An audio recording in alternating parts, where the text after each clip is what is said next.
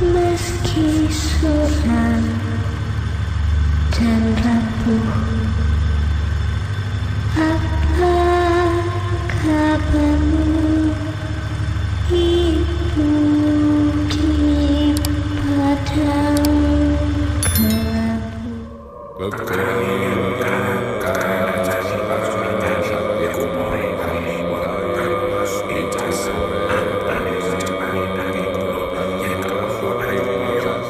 Jadi mungkin beberapa teman-teman sudah ada yang mendengar tentang ajian Rawi Rontek. Jadi ajian Rawi Rontek ini adalah ilmu hitam yang pada saat itu atau leluhur-leluhur kita pada masa itu seringkali menggunakan ajian-ajian semacam ini. Dan ajian Rawi Rontek ini memang dulunya digunakan oleh beberapa leluhur kita untuk melawan penjajah. Karena pada waktu itu penjajah ini sudah menggunakan senjata api dan leluhur kita masih menggunakan senjata tradisional. Dan pada masa itu memang leluhur kita sangat kental sekali mistisnya dan sangat banyak sekali yang menggunakan ajian-ajian semacam ini untuk melawan penjajah pada waktu itu. Dan salah satunya adalah ajian Rawi Rontek ini. Dikabarkan bahwa ajian Rawi Rontek ini memiliki tingkat keampuhan yang sangat tinggi sekali.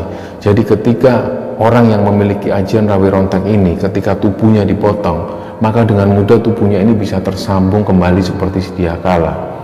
Dan salah satu kelemahannya adalah ketika orang yang menggunakan ajian Rawi Rontek ini, ketika bagian tubuhnya terpotong, maka dia ini harus dipisah, harus melewati sungai dan bagian tubuh lainnya harus digantung. Karena ketika tidak digantung, maka bagian tubuh ini bisa tersambung sedia kala dan orang ini akan hidup kembali seperti biasa. Percaya atau tidak, beberapa leluhur kita memang menggunakan ajian ini untuk kekebalan, dan ajian ini adalah ilmu hitam, maka sangat lumrah sekali kalau ajian ini seringkali disalahgunakan oleh beberapa orang. Dan ajian Rawi Rontek ini adalah ajian ilmu hitam, di mana untuk mendapatkan kekebalan ini harus bekerja sama dengan bangsa jin atau bangsa iblis. Nah, kisah ini dibagikan oleh Bang Heru bercerita tentang ajian Rawi Rontek yang dimiliki oleh salah satu temannya. Awal mulanya pada waktu itu Heru satu SMP dengan satu orang temannya yang bernama Bimo. Jadi Heru bercerita bahwa Bimo ini mempunyai satu karisma, di mana pada waktu itu Bimo memiliki badan yang tegap dan cenderung hitam. Jadi pada waktu itu Bimo sering kali dijadikan tenaga keamanan. Ketika ada acara sekolah, Bimo ini selalu diunggulkan untuk menjadi tenaga keamanan karena badan Bimo yang tegap dan hitam. Apalagi Bimo ini terkenal dengan aktivitasnya sebagai seorang atlet karate, dan beberapa kali seringkali Bimo ini memenangkan juara-juara atau perlombaan karate. Singkat cerita, Heru dan Bimo ini berteman, dan kemudian pada satu acara perpisahan SMP mereka mengadakan satu acara di sebuah cottage yang ada di Ancol. Pada malam itu ketika acara sedang berlangsung, mereka asik ngobrol dan bercanda satu sama lain.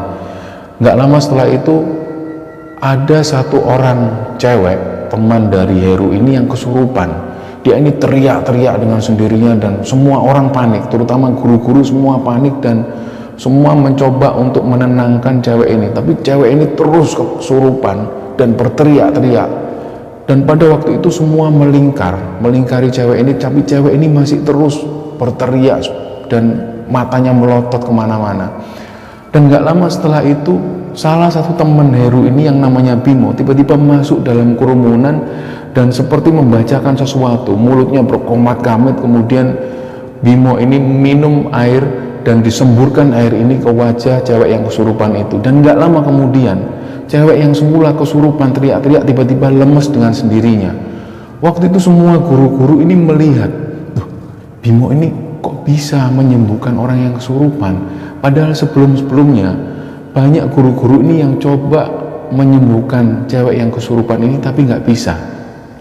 Tapi pada waktu itu tiba-tiba Bimo ini datang dan membacakan sesuatu, tiba-tiba minum air dan menyemburkan air itu ke wajah orang yang kesurupan.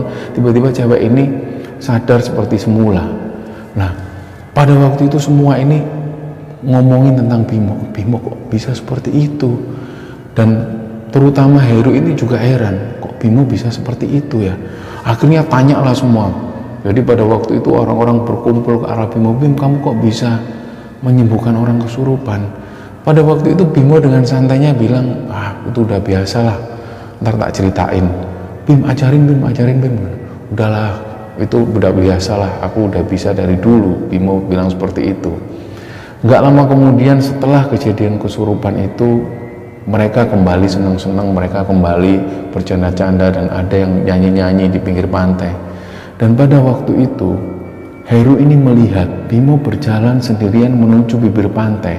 Jadi di tengah kegelapan, pada waktu itu Bimo jalan di bibir pantai dan dia seorang diri.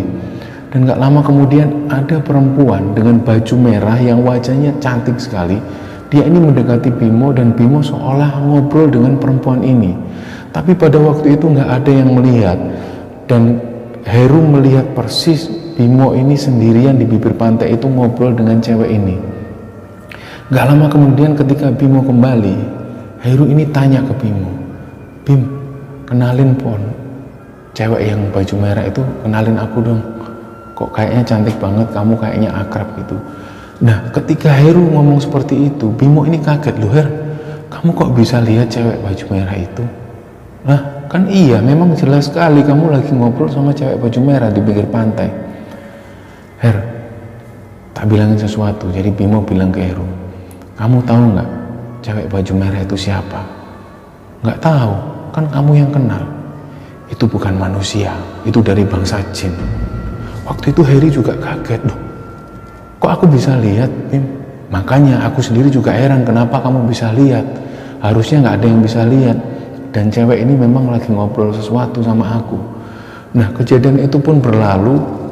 Pada waktu itu Heru sekolah di SMA yang berbeda dengan Bimo, dan kabarnya Bimo ini sekolah di salah satu SMA di Jawa Timur.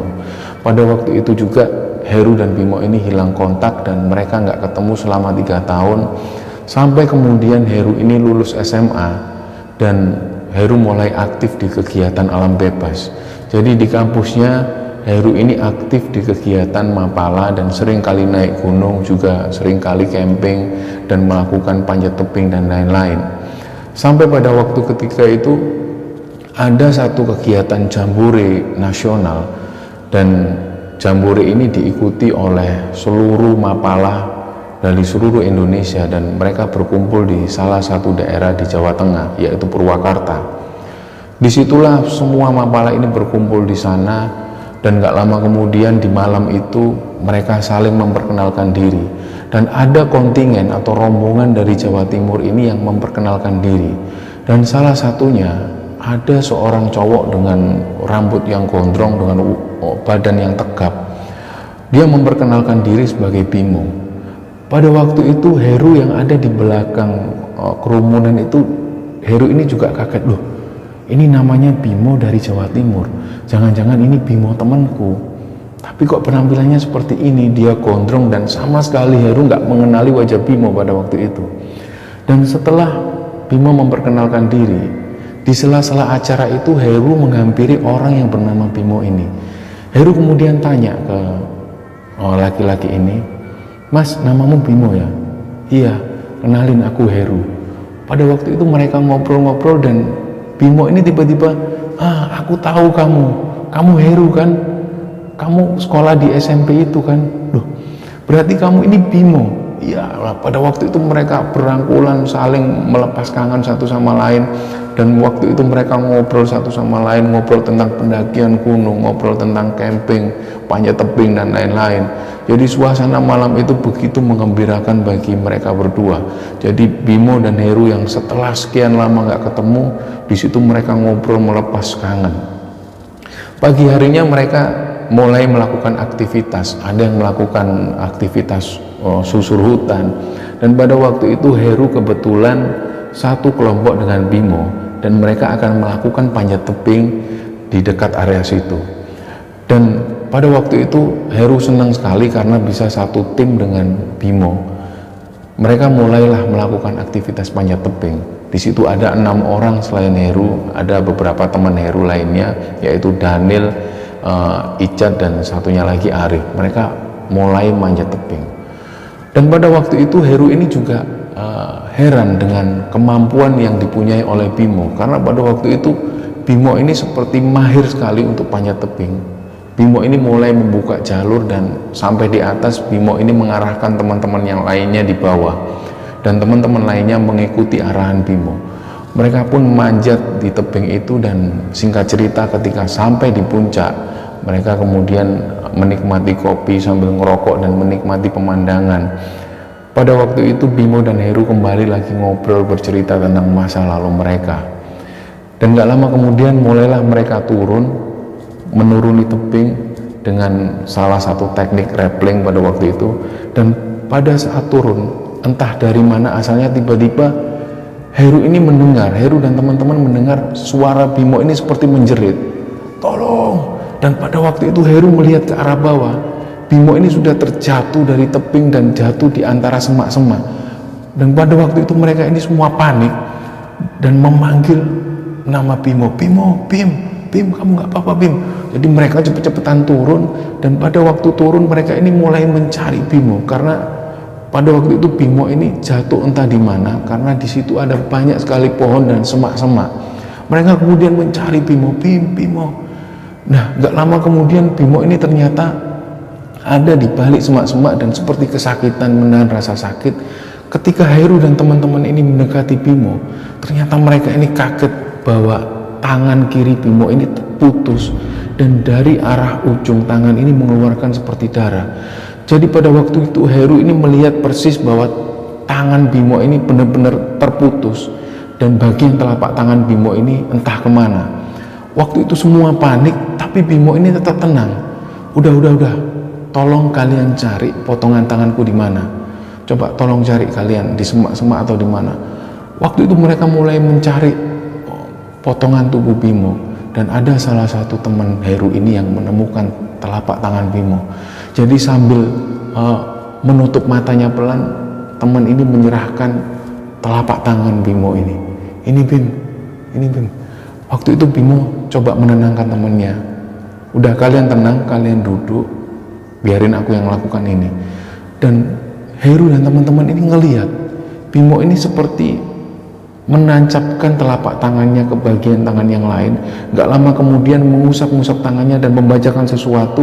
Kemudian Bimo ini meniupkan ke arah tangannya, dan tangannya ini kembali seperti semula. Waktu itu Heru dan teman-teman ini kaget, seperti melihat adegan di film-film. Sebelumnya Heru dan teman-teman ini melihat tangan Bimo ini benar-benar putus, dan benar-benar telapak tangan Bimo ini terlepas dari tangannya, dan ada darah yang mengucur. Tapi tiba-tiba Heru dan teman-teman ini melihat Bimo ini menancapkan tangannya dan seperti semula. Jadi tangan Bimo ini kembali seperti semula, dan teman-temannya kaget. Waktu itu Bimo bilang ke Heru, "Her, Daniel, Icat, dan Arif, kalian jangan ngomong ini ke siapa-siapa. Anggap aja kejadian ini nggak pernah terjadi, dan jangan sekalipun cerita hal ini ke siapapun." Jadi pada waktu itu Heru itu diam, kaget dengan kejadian itu. Mereka pun kembali ke arah tenda. Malam itu mereka bikin api unggun dan makan-makan. Tapi waktu itu Heru, Daniel, Icat, dan Arif ini pada waktu acara makan mereka nggak makan. Jadi ketika ditanya panitia, "Kenapa kok nggak makan?" Heru cuma diem, cuma bilang, "Lagi nggak enak badan, Mas, lagi nggak enak badan kami semua." Jadi terlihat sekali Heru ini wajahnya pucat sekali, dan teman-teman pucat masih ingat dengan kejadian siang itu. Tapi ketika itu Heru melihat Bimo ini ketawa-ketawa pada teman-teman yang lainnya, seolah baru aja dia nggak ngalamin kejadian itu. Jadi Bimo ini dengan santainya ngobrol dan bercanda ke teman-teman yang lain, seolah nggak pernah terjadi kejadian itu. Tapi Heru dan teman-teman ini nggak mau makan karena masih ingat kejadian siang tadi. Keesokan harinya ketika perpisahan, ketika mereka harus kembali ke kota masing-masing, Bimo ini sempat memberikan nomor teleponnya ke Heru, dan pada waktu itu Heru sempat mencatat nomor teleponnya, dan mereka saling bertukar nomor, bertukar alamat, dan mereka pun berpisah. Mereka kembali ke kota masing-masing dan melakukan aktivitas seperti biasa. Heru kembali kuliah, dan pada waktu itu Heru lulus di tahun 2000. Kemudian Heru melanjutkan kuliah ke Jerman sampai sekitar 6 tahun. Di sekitaran tahun 2006 ketika Heru kembali ke Indonesia, Heru ini menggeluti aktivitas yang baru, yaitu aktivitas sebagai fotografer profesional. Jadi Heru melakukan aktivitas-aktivitas foto dan seringkali terlibat dengan manajemen artis. Jadi seringkali Heru ini terlibat pemotretan foto-foto artis. Dan pada waktu itu Heru ini ditugaskan oleh salah satu majalah hiburan. Dia ini ditugaskan untuk mengikuti acara ulang tahun selebritis yang ada di salah satu diskotik yang ada di Jakarta. Jadi malam itu ramai sekali dan banyak sekali berdatangan artis-artis, dan nggak tahu kenapa tiba-tiba di tengah acara di sekitar jam 1:30 malam tiba-tiba ada satu keributan. Di situ ada pertengkaran yang terjadi dan sampai ada orang yang mengeluarkan senjata tajamnya. Dan ketika pada waktu itu karena kondisi yang gelap, ada orang ini yang tiba-tiba tertusuk di bagian perutnya dan terkena pecahan botol. Dan pada waktu itu pihak keamanan mulai mengamankan area yang ada di situ, dan lampu diskotik ini mulai dinyalakan. Waktu itu Heru ini kaget karena ternyata yang tertusuk pisau dan terkena pecahan botol itu adalah temannya yang bernama Bimo. Waktu itu Heru manggil, "Loh Bim, kamu kenapa Bim?" "Her, ya Her." Jadi singkat cerita Heru ini membopong Bimo menuju keluar, dan awalnya Heru ini berencana membawa Bimo menuju ke rumah sakit. Tapi pada waktu itu Bimo bilang ke Heru, "Udah Her, nggak usah, antar aku ke toilet belakang, antar aku ke toilet belakang." "Loh, kamu harus ke rumah sakit Bim, kamu harus ke rumah sakit, kondisimu seperti ini." "Udah, nggak usah, antar aku ke toilet belakang." Jadi karena Bimo minta untuk diantar ke toilet belakang, Heru pun mengantarkan Bimo ke toilet belakang. Pada saat sampai di toilet belakang, Bimo minta, "Her, tutup pintu toilet." Jadi Heru pun menutup pintu toilet, dan Heru menjaga di balik pintu itu. Gak lama kemudian Bimo ini seperti komat kamit dari mulutnya, dan seperti mengeluarkan atau mencabut pisau itu dari perutnya. Dan pada waktu Bimo ini mencabut pisau dari perutnya, Heru ini mendengar ada suara seperti raksasa yang besar sekali. Jadi dari arah belakang itu Heru itu mendengar seperti ada suara eraman. Itu terjadi bersamaan ketika Bimo ini mencabut pisau dari perutnya. Dan pada saat bersamaan itu Bimo ini seperti mengusap bagian perutnya dan mengusap bagian yang terkena pecahan botol tadi, dan mulutnya kembali berkomat kamit. Sementara di belakang itu terdengar suara eraman. Dan gak lama kemudian Heru ini tercengang lagi ketika melihat Bimo ternyata luka yang tadinya berdarah-darah, dan ketika dicabut pisaunya, luka ini kembali seperti semula. Jadi badan yang tadinya terluka kembali seperti awal, seperti nggak ada bekas sama sekali. Jadi hanya terlihat baju-baju yang berlumuran darah. Dan pada waktu itu Heru ini benar-benar kaget dengan kondisi Bimo pada waktu itu.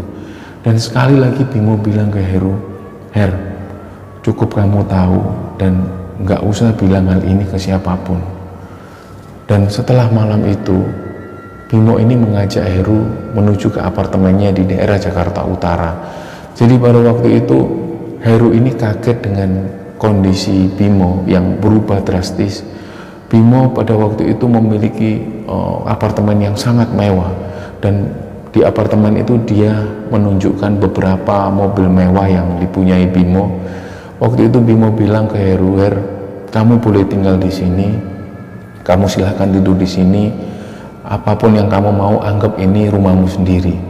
Tapi jangan sampai kamu masuk di salah satu ruangan itu ruangan control room. Jadi memang nggak boleh ada yang masuk di situ.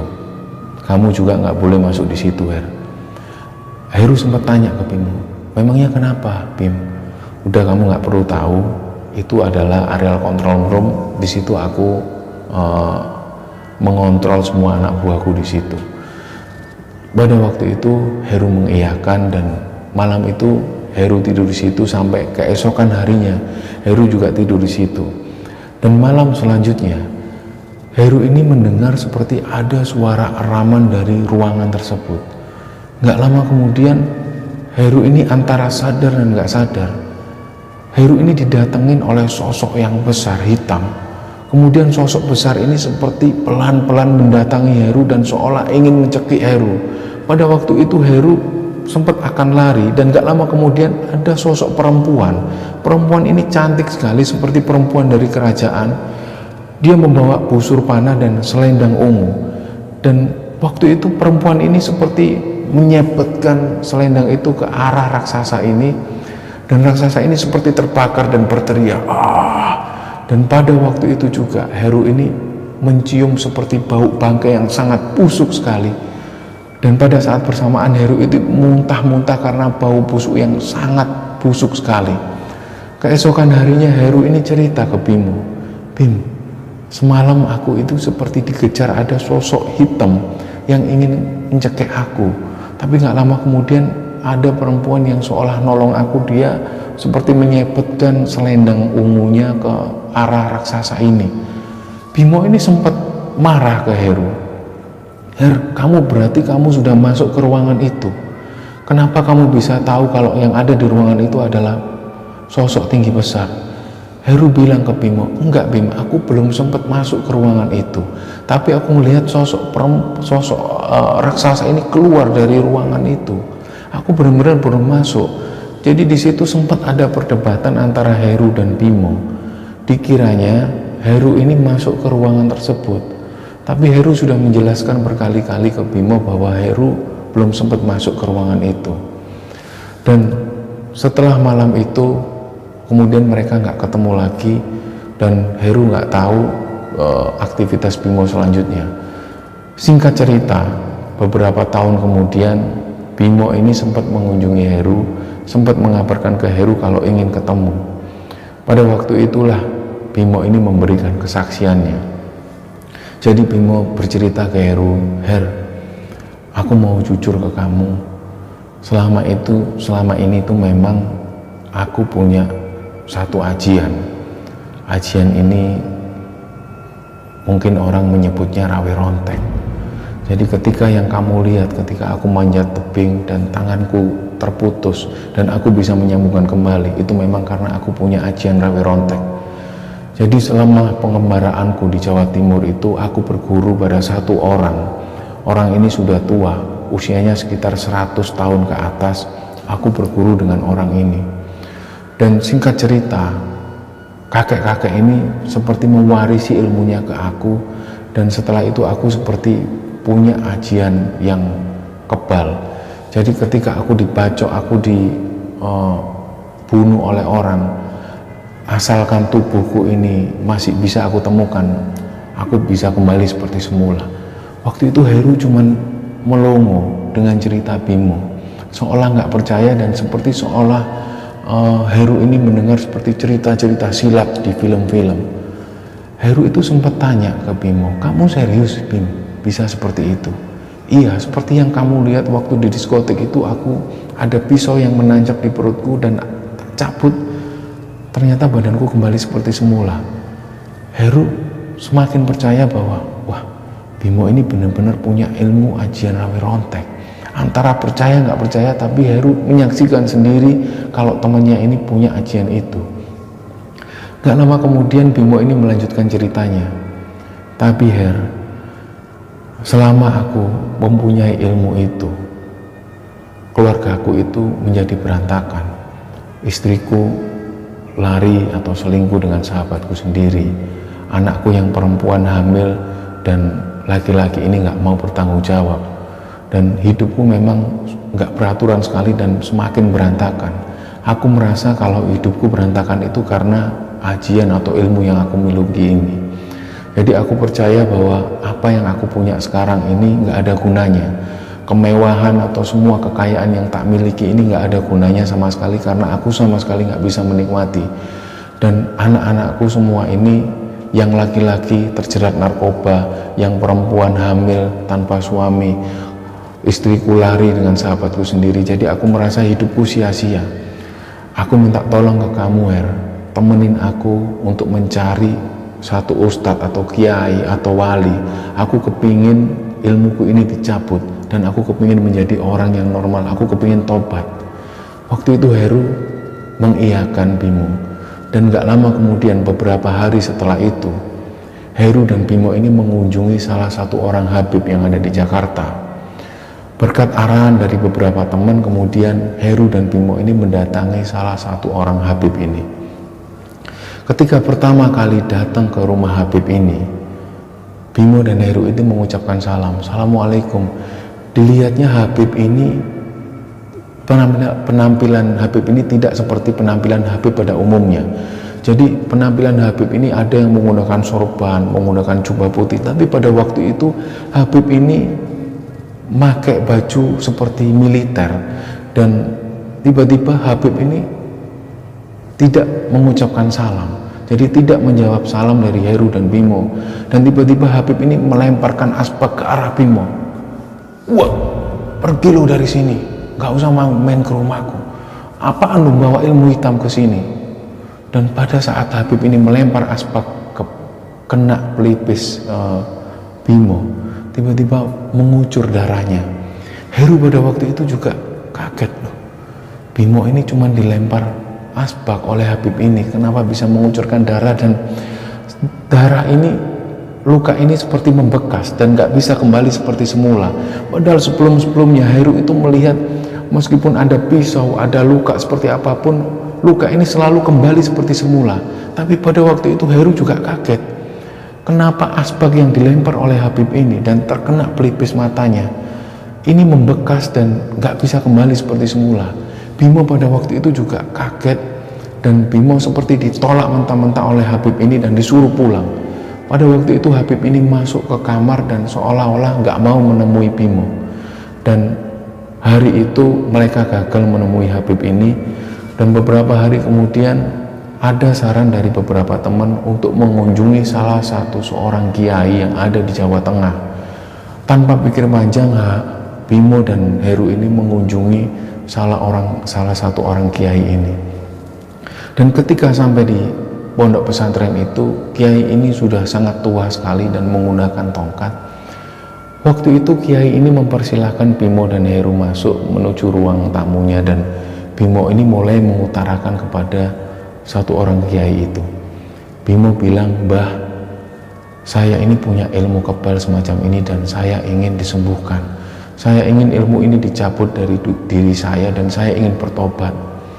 Pada waktu itu kiai ini nggak bilang apa-apa, cuman bilang, "Iya Le, apik, bagus kalau memang kamu punya pikiran seperti itu. Bagus kalau memang kamu pengen bertobat. Udah, kamu santai dulu di sini. Udah, sekarang Mbah minta tolong ambilkan cangkirnya Mbah." Karena pada waktu itu di samping Bimo ini adalah cangkir milik kiai itu. Bimo ini disuruh ngambilkan menuju ke arah kiainya. Dan entah kenapa cangkir yang hanya seukuran kecil itu seolah berat sekali diangkat oleh Bimo, dan Bimo jelas-jelas nggak bisa mengangkat cangkir tersebut. Jadi Heru yang pada waktu itu ada di samping Bimo melongo, karena cangkir yang hanya seukuran kecil itu Bimo pun nggak bisa mengangkatnya, dan hanya Bimo ini benar-benar berat sekali untuk mengangkat cangkir itu. Kemudian kiai ini hanya ketawa kecil, "Kok nggak bisa ngangkat cangkir itu?" "Iya Mbah, mohon maaf Mbah, nggak bisa." "Ya sudah, nggak usah diangkat." Kemudian kiai ini menyarankan ke Bimo, "Kalau kamu kepingin bertobat dan kepingin melepaskan ilmu hitam itu, berangkat haji. Kamu berangkat haji selama 40 hari di sana, dan kamu nggak usah kaget dengan apa yang kamu alami nanti ketika di tanah haram." Waktu itu Bimo menunduk dan seolah malu dengan perkataan kiai itu. Nggak lama kemudian, beberapa minggu setelah kejadian itu, Bimo ini mengajak Heru dan beberapa orang temannya untuk berangkat umroh. Berangkatlah mereka umroh menuju ke Mekah. Dan ketika sampai di Mekah itu, di depan Ka'bah itu mereka menangis. Terutama Bimo ini nangis ketika melihat Ka'bah. Dia nangis sejadi-jadinya. Dia merasa dia kecil sekali, dia merasa rendah di hadapan Allah. Begitu Bimo ini tawaf, dia mengelilingi Ka'bah itu, dia nangis. Dia menyesali semua perbuatannya di masa-masa itu. Dia menyesali dan dia merasa menyesal sekali di hadapan Allah. Dia ingat sekali, dia ingat istrinya lari dengan sahabatnya, dia ingat anak laki-lakinya terkena narkoba, dia ingat anak perempuannya hamil tanpa suami. Dia benar-benar ingat dosa-dosanya pada masa lalu dan dia nangis di depan Ka'bah. Dan pada waktu itu Bimo berhenti persis di depan Ka'bah. Bimo ini seperti berdoa dan Heru cuma bisa melihat dari arah yang agak jauh. Nggak lama kemudian ketika Heru melihat Bimo sedang berdoa di depan Ka'bah, Heru ini melihat ada orang tinggi, berperawakan tinggi besar dan hitam legam. Orang ini seperti mendekati Bimo dan menginjak kepala Bimo dengan keras. Waktu itu Heru ini sempat akan menolong Bimo, tapi seolah-olah nggak bisa karena tertutup oleh kerumunan orang pada waktu itu. Jadi Heru ini cuma melihat dan bingung. Dan Heru ini persis sekali melihat Bimo ini diinjak kepalanya oleh orang dengan ukuran yang sangat besar, tinggi dan hitam. Kepalanya diinjak seperti itu dan Heru ini nggak bisa menolong. Bimo, jadi Heru memanggil dari kejauhan, Bimo. Bimo ini hanya tergeletak di bawah lantai dengan diinjak oleh sosok orang yang tinggi hitam itu. Dan gak lama kemudian kejadian itu sekitar 3 menit kemudian Heru menolong Bimo dan Bimo ini ditarik menuju keluar dari kerumunan. Bimo ditanya oleh Heru, kamu barusan ngapain Bimo? Aku tadi sedang nangis, aku sedang berdoa, sedang menyesali perbuatanku. Tiba-tiba aku itu diinjak oleh sosok tinggi besar dan aku ini seperti tenggelam di tanah dan di bawahku itu ada api yang menyala berkobar-kobar. Waktu itu aku ngerasa panas sekali ya. Aku ngerasa badanku ini panas seperti aku ngerasa ada di neraka. Waktu itu aku benar-benar gak bisa ngapa-ngapain ya. Aku benar-benar takut ya dengan siksa neraka ya. Pada waktu itu Bimo benar-benar menyesali perbuatannya di depan Ka'bah. Dan Bimo ingat dengan pesan Kiai pada waktu itu di Jawa Tengah.